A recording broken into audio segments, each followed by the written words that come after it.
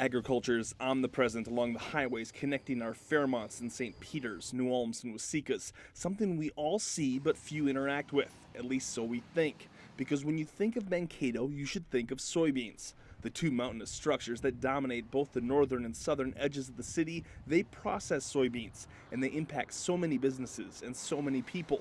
In North America, no city processes more soybeans than Mankato. Not even a contest, and the growth has only accelerated. Minnesota has increased soybean acreage by 50% since the 80s and about doubled their yield, creating a lot of work for the folks at CHS. So of a bushel of soybeans, 60-pound bushel of soybeans, roughly 48 pounds of that bushel is going to a soybean meal, will end up as soybean meal. The other 12 pounds will be raw crude soybean oil to be further refined into products. CHS itself employs about 250, ADM in the same ballpark, but that number is deceiving. This plant can take up to 500 trucks a day. Each one of them needs a driver. Then there's the countless farmers growing the beans. And once they're processed, even more businesses and workers get in on the action, forming the backbone of our local economy. Everything we're selling is not a finished product. It's further processed by other food producers. So it ends up in your grocery shelves under someone else's name.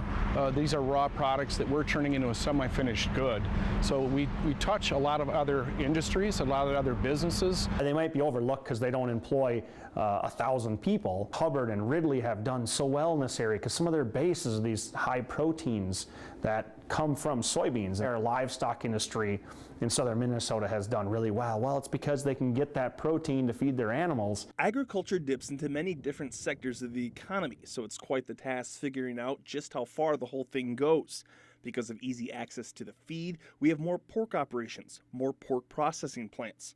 Food companies looking to use soy flour get drawn into the mix as well.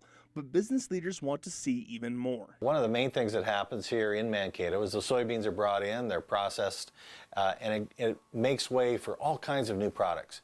Biodiesel is one example of the new products, but everything from household insulation to carpet, all could be made from soybeans. The thinking goes that with the established infrastructure and entities already in place, Mankato could be even bigger. Most of the refined soybean oil is shipped off to other states. If the right things fall into place, that oil could be utilized here. What we need is an environment here in Mankato or in the surrounding areas that will bring these businesses in. The research has largely been done, but the time is now to turn that research into manufacturing facilities that create jobs and a new tax base for our area. Oftentimes the things that matter most are the things we take for granted, the things that blend into the landscape to the point where it feels like they belong exactly where they are. We just assume that's where they're supposed to be.